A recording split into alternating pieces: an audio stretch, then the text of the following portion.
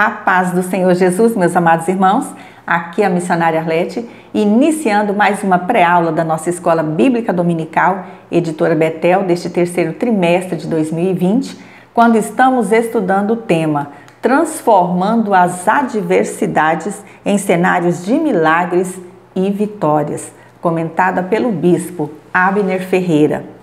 Louvamos a Deus por mais esse trimestre, onde estamos aprendendo aqui cada vez mais lições preciosas para a nossa vida nos dias atuais. Mas antes de iniciarmos o comentário de hoje, como de costume, vamos buscar a direção do Espírito Santo de Deus, o nosso professor por excelência. Grande e maravilhoso Deus, mais uma vez estamos aqui maravilhados na Tua presença, diante da Tua palavra.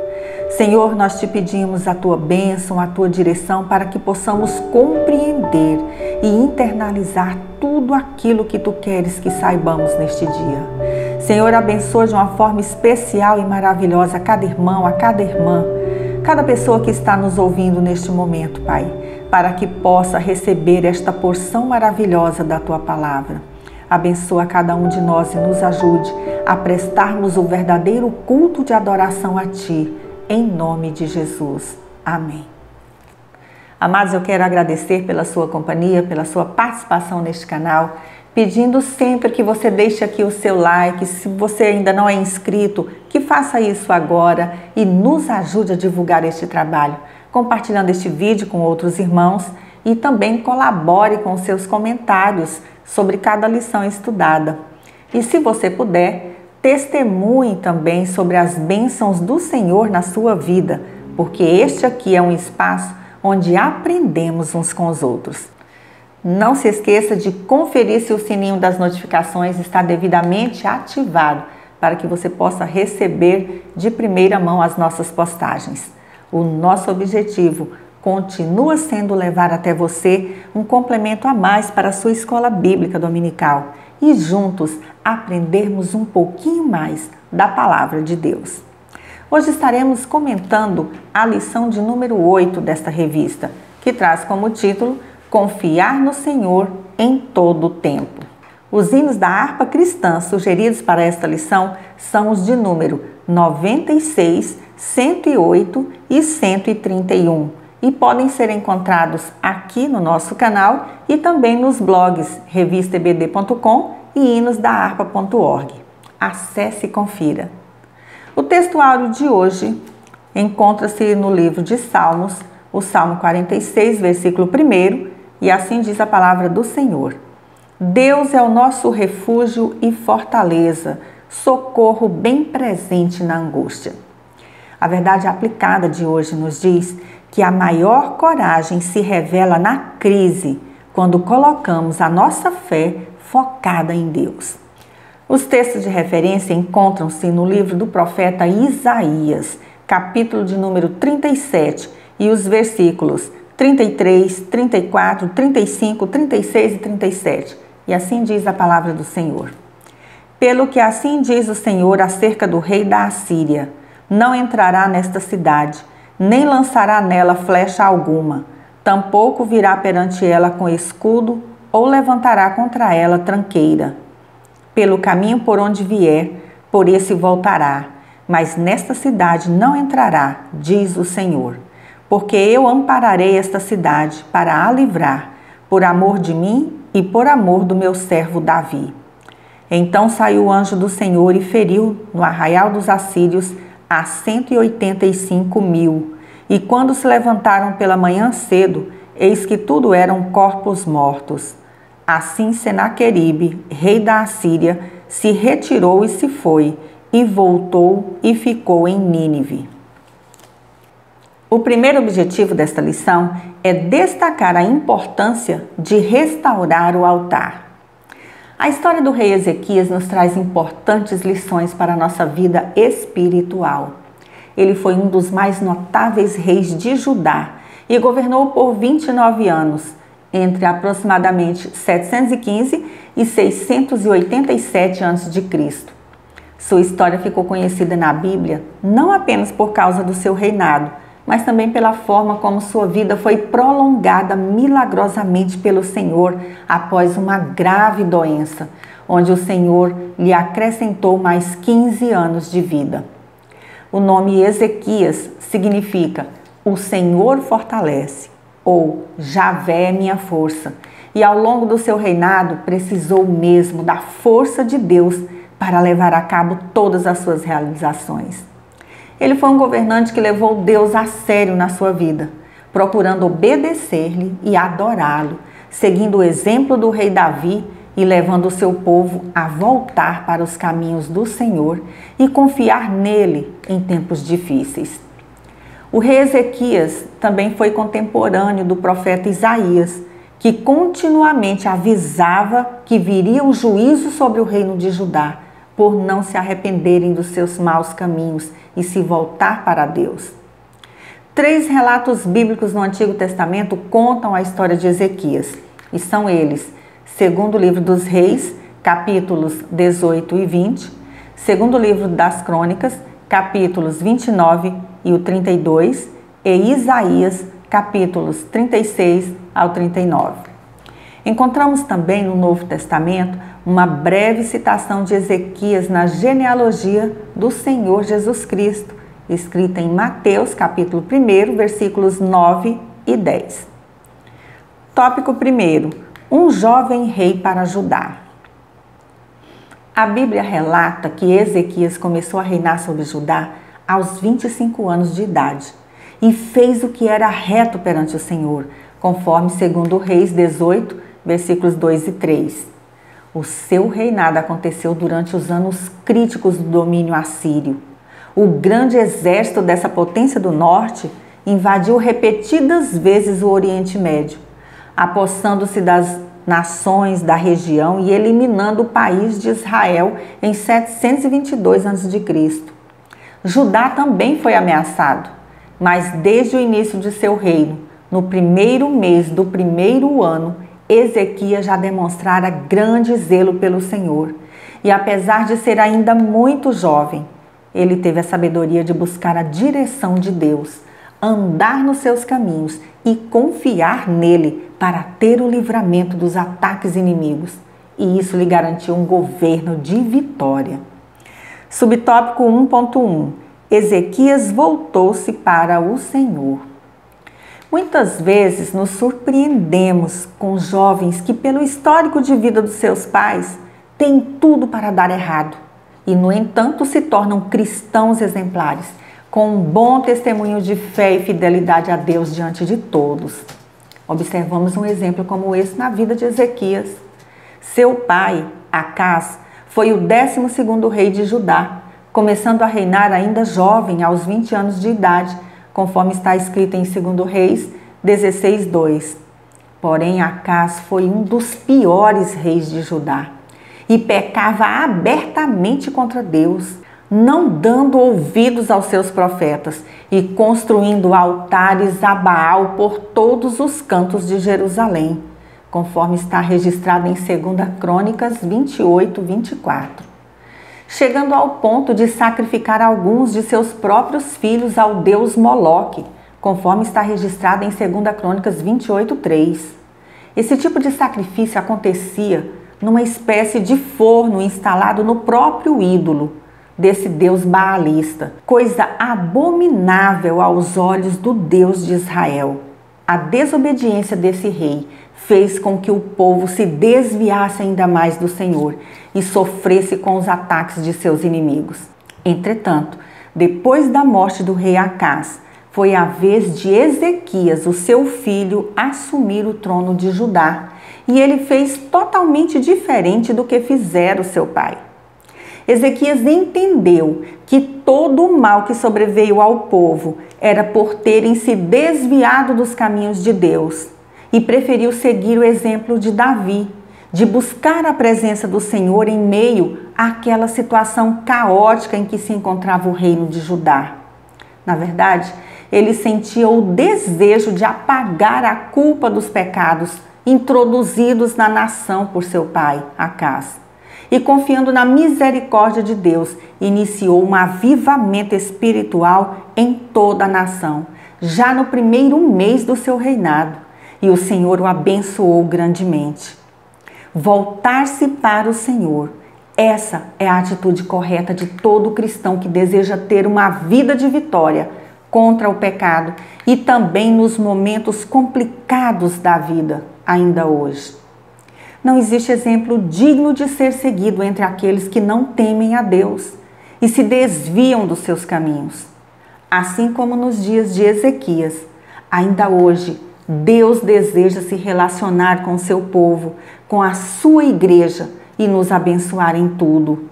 Mas para que isso aconteça realmente, devemos deixar as velhas práticas pecaminosas e nos voltarmos com o coração sincero ao Senhor Jesus Cristo e andarmos nos seus caminhos.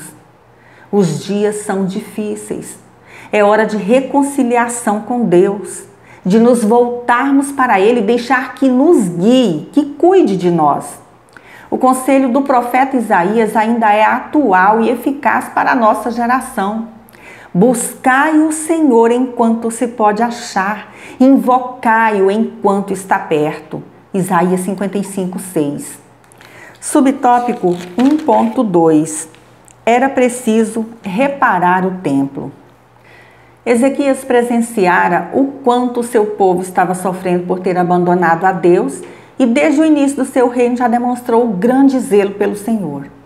O templo, que tinha sido profanado e praticamente abandonado nos dias do seu pai, agora foi novamente consagrado à adoração a Deus, pois o rei estava determinado a conduzir a sua geração à renovação da aliança com o Senhor. Ao contrário do seu pai Acás, que tinha fechado as portas do templo como uma expressão de hostilidade a Deus e ao conserto, conforme 1 Crônicas 28:24, Ezequias abriu as suas portas, reconhecendo ser aquele lugar a habitação sagrada de Deus. Isso nos fala do zelo que devemos ter para com a igreja, a casa do Senhor, que deve ser bem edificada e cuidada para a glória de Deus. A palavra do Senhor também nos diz que nós, cristãos, igreja do Senhor, somos o templo do Espírito Santo de Deus, conforme está registrada em 1 Coríntios 6,19, que habita em cada cristão, conforme João 14:16-17. Ser morada de Deus, tanto individual, o cristão, como coletivamente, a igreja, é um privilégio especial. Assim como os sacerdotes daquele tempo não poupavam esforços para manter o santuário puro na presença de Deus, da mesma forma, nós cristãos devemos nos esforçar por meio do nosso corpo para honrar o Senhor e a sua igreja, nos desviando do mal e sendo canais de bênçãos para todos. Subtópico 1.3. Um conserto divino em meio à crise. Ezequias pediu para que os levitas se santificassem, a fim de que também pudessem santificar a casa do Senhor depois das abominações de Acás. Ele reconheceu que Judá fora infiel e que o povo desviou o rosto do tabernáculo do Senhor, voltando-lhe as costas, e esse foi o motivo que levou Israel a sofrer tristeza e humilhação. Por isso, não perdeu tempo em sua missão de conduzir Judá de volta à adoração ao verdadeiro Deus. O culto no templo era a essência do povo de Israel. E se isso não estivesse em ordem, todo o resto estaria errado. Foram retirados dali todo objeto de profanação, inclusive a retirada do altar pagão construído por Acás, conforme 2 Reis 16:10, e a colocação do altar do Senhor no seu devido lugar. Os levitas também purificaram os recipientes e utensílios usados nos cultos do templo e os colocaram de volta nos seus respectivos lugares. O relato bíblico nos diz ainda que ele removeu os altos, quebrou as colunas e deitou abaixo o poste ídolo, e fez em pedaços a serpente de bronze que Moisés fizera, porque até aquele dia os filhos de Israel lhe queimavam incenso e lhe chamavam Neustã, 2 Reis 18:4. em meio àquela crise política, moral e religiosa, com todas as suas horríveis consequências. Era tempo de se voltarem a Deus, fazer um concerto verdadeiro e adorarem somente a Ele. Não é diferente do que está acontecendo em nossos dias, com tantas crises acontecendo e tanta necessidade de concerto divino por parte de todos os que têm se distanciado ou daqueles que nunca se aproximaram de Deus. Assim como aconteceu com o templo nos dias de Ezequias, Deus espera de nós um concerto, mudança de vida e total adoração a Ele, para que possa operar maravilhas em nosso meio, mesmo nesta crise. Comece limpando o seu coração de tudo aquilo que não agrada ao Senhor e somente a Ele ofereça o louvor e a adoração. Ele pode consertar a sua vida, as nossas vidas e nos fazer novas criaturas. O segundo objetivo desta lição é mostrar que o Senhor sempre envia socorro. Tópico 2. Reavivados em meio ao caos. O fato das tribos do norte, Israel, terem rejeitado a presença de Deus e continuarem em deliberada desobediência ao Senhor, resultou na sua derrota e desterro, sendo levadas cativas pela Assíria.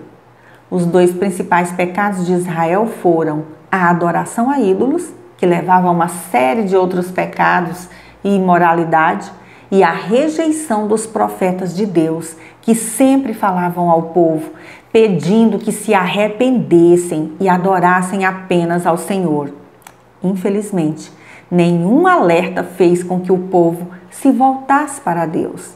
E o resultado foi um caos total, onde perderam casas, bens, entes queridos e foram levados cativos para uma terra estranha, em grande sofrimento e humilhação.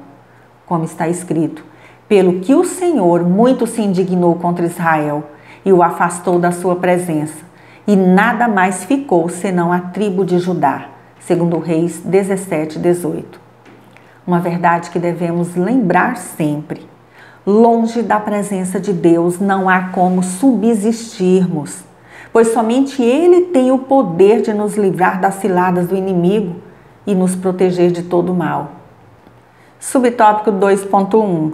Ezequias e suas atitudes assertivas. Diante daquele cenário caótico de medo, incertezas e desgoverno daqueles que não temiam a Deus, o rei Ezequias, consciente de que o cativeiro de Israel foi devido a não terem mais a presença do Senhor, procurou levar o reino de Judá a se reconciliar com Deus o mais rápido possível. Ele promoveu uma reforma política, moral e espiritual, tornando-se o maior avivalista e reformador dos reis de Judá. Ele ultrapassou Josafá e Josias no resultado de suas reformas. O reino do sul durou quase 1 século e meio a mais do que o reino do norte, Israel, principalmente por causa do avivamento promovido por Ezequias e pelos profetas Isaías e Miqueias. O rei Ezequias entendeu que se todo o povo voltasse para Deus em arrependimento, Deus se voltaria para abençoar o seu povo. Ele estruturou seu apelo ao povo para que se arrependessem de seus pecados e voltassem para Deus em torno das palavras do Senhor a Salomão no passado. Se o meu povo, que se chama pelo meu nome, se humilhar e orar e me buscar e se converter dos seus maus caminhos, então eu ouvirei dos céus, perdoarei os seus pecados e sararei a sua terra. Segundo livro de Crônicas, capítulo 7, versículo 14. Nesses dias difíceis que estamos vivendo, é hora da Igreja do Senhor também colocar essas palavras em prática. Nesse versículo, o sentido da palavra humilhar é submeter-se a Deus. Orar é reconhecer os seus erros, fracassos e a necessidade do perdão. Falar com Deus. Buscar é desejar a presença do Senhor e ter a atitude de se achegar a Ele para então verdadeiramente se converter dos seus maus caminhos e passar a adorar e obedecer somente o Deus vivo, verdadeiro, o Todo-Poderoso, que nos ama, quer se relacionar conosco e nos abençoar grandemente.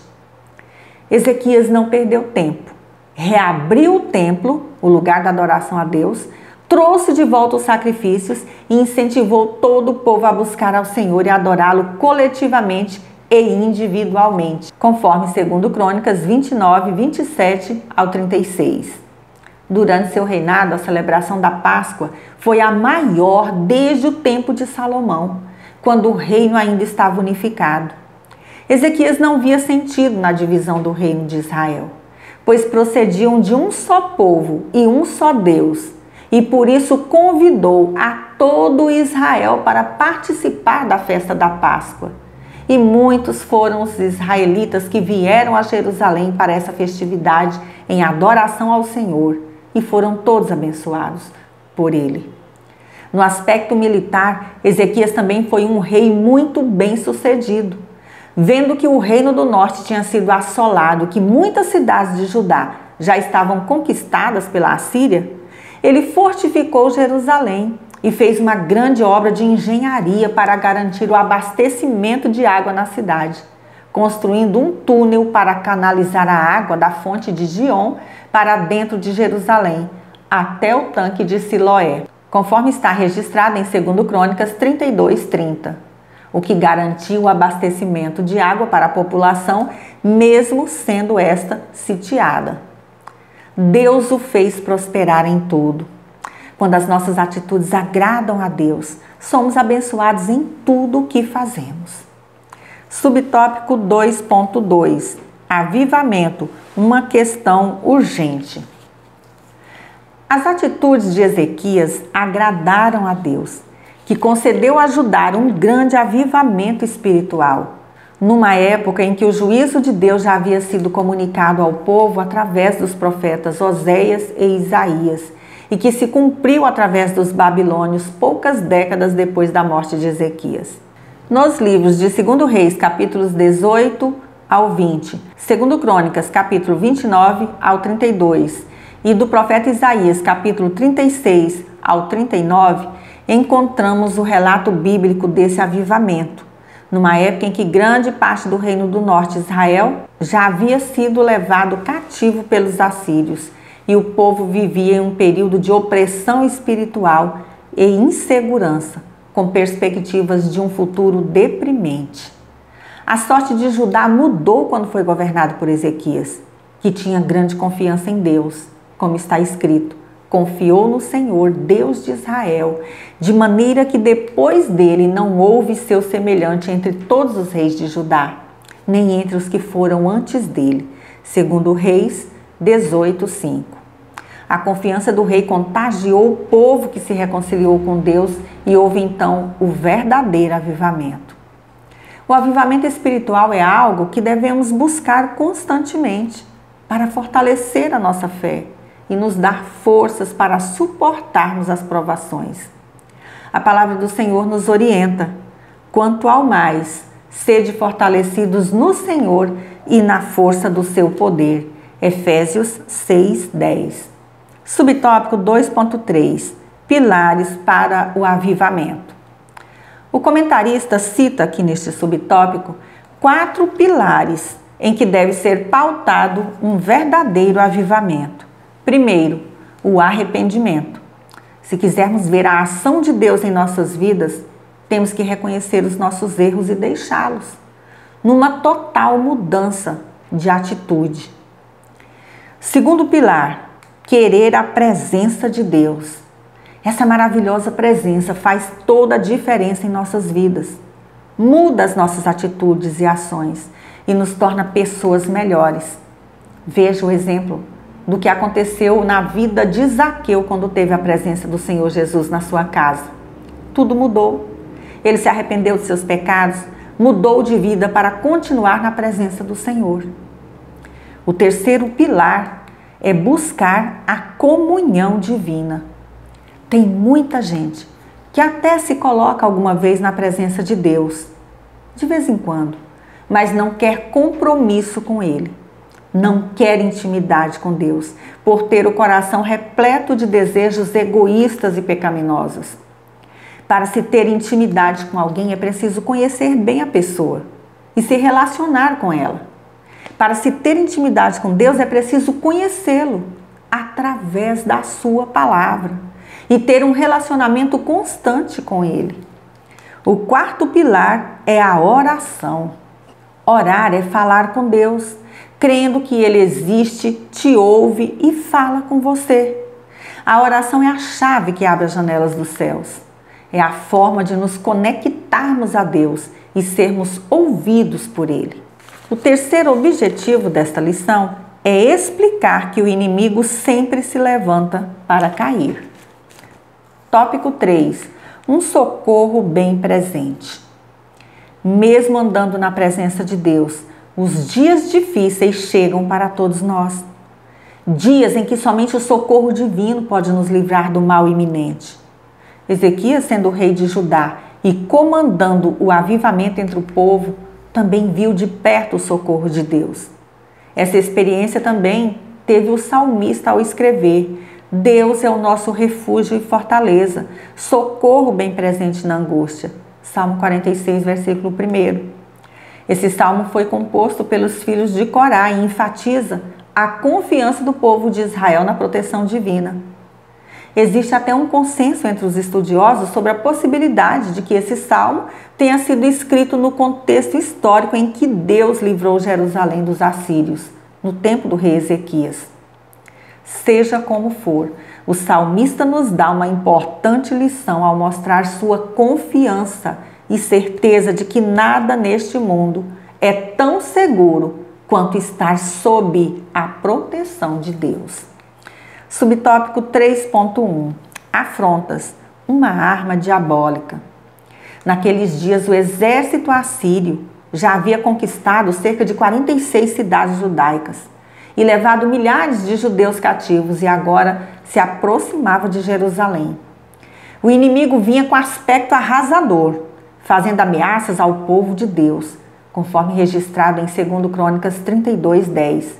E blasfemando do poder do Deus de Israel, dizendo que este era fraco e não podia livrá-los de suas mãos.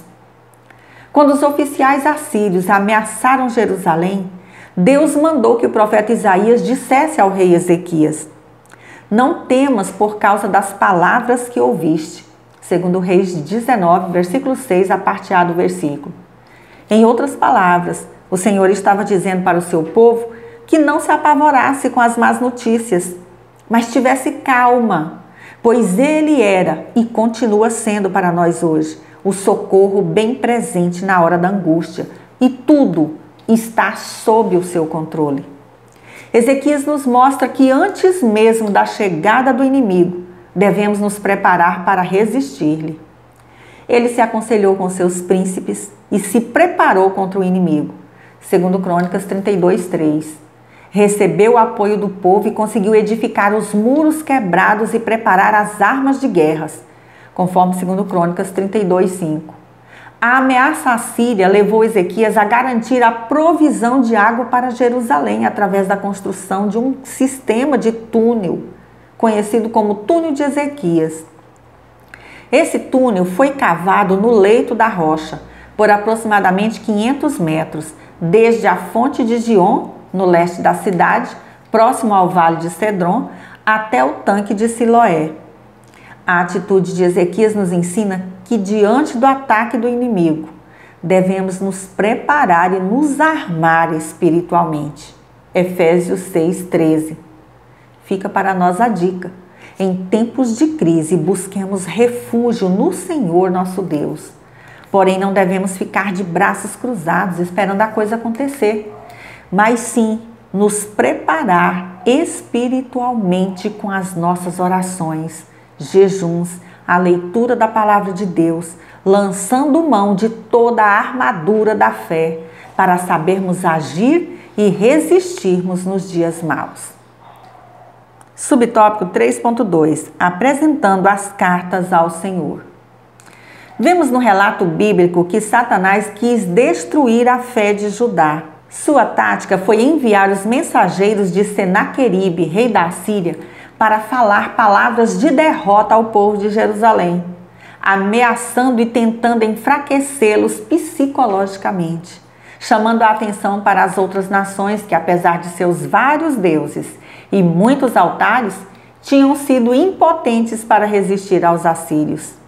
Senaqueribe também foi inspirado a mandar uma carta a Ezequias, desanimando-o e ridicularizando a ideia de confiar no Senhor Deus de Israel naquela peleja. A atitude de Ezequias foi digna de ser imitada por cada um de nós hoje, ao receber aquela afronta. Sem vacilar na fé, ele abriu aquela carta diante do Senhor e orou, pedindo que Deus fosse glorificado por meio da libertação que daria ao seu povo. Em tempos de afrontas, apresentemos todas elas diante do Senhor Jesus, confiando que no momento certo Ele agirá em nosso favor. Subtópico 3.3: da humilhação à exaltação. Só o fato de Jerusalém ter seus muros fortificados e o abastecimento de água não era garantia de vitória contra os seus inimigos. A vitória dessa guerra veio do Senhor. Deus estava no meio do seu povo e não deixou que fossem derrotados. A alegria do livramento foi celebrada no amanhecer, pois Senaqueribe, rei da Assíria, sitiou Jerusalém, mas não conseguiu tomar a cidade. Como está escrito: sucedeu, pois, que naquela mesma noite saiu o anjo do Senhor e feriu o arraial dos assírios, a 185.000 deles. E levantando-se pela manhã cedo, eis que todos eram corpos mortos, segundo Reis 19:35. Senaqueribe sofreu a derrota com o seu exército e teve que voltar para casa, conforme disse o profeta Isaías. Isaías 37:36 ao 37. Deus ouviu o clamor do seu povo e o livrou. Grandes lições podemos aprender com essa palavra. Quem sabe hoje você se sente de certa forma sitiado, cercado pelos problemas, pela ameaça de uma enfermidade, pelas dificuldades e tribulações da vida, sem conseguir encontrar uma saída, achando até que é o fim. Acalma o teu coração e confia no Senhor Jesus. Ele nunca perdeu e jamais perderá uma batalha. Deixe Deus agir na sua vida, no tempo e na forma dele. Não tome nenhuma decisão precipitada. Deus continua sendo o socorro bem presente na vida de todo aquele que nele crê. Para concluir, aprendemos nesta lição sobre a importância de restaurarmos a verdadeira adoração ao Senhor. A história do rei Ezequias nos faz ver que nos piores momentos de nossas vidas devemos confiar na intervenção divina. Quero aqui convidar você, meu irmão ou irmã em Cristo, a visitar o blog revistaebd.com. Baixe ali os slides a respeito desta lição. Ouça os 3 hinos da harpa sugeridos pela revista e também acesse os demais comentários. O nosso blog hinosdaharpa.org também aguarda a sua visita. Ali estamos disponibilizando os hinos da nossa harpa cristã, com cifras, partituras e biografias dos seus autores. Agradeço mais uma vez pela sua companhia. Se você gostou desta pré-aula, inscreva-se em nosso canal, deixe aqui o seu like, o seu comentário a respeito desta lição e contribua com a divulgação deste trabalho, compartilhando este vídeo com outros irmãos e até mesmo nas suas redes sociais, se for possível. Que Deus em Cristo Jesus continue te abençoando grandemente. Fique na graça e na paz do nosso Senhor e Salvador Jesus Cristo. E até a nossa próxima pré-aula, se Deus assim nos permitir.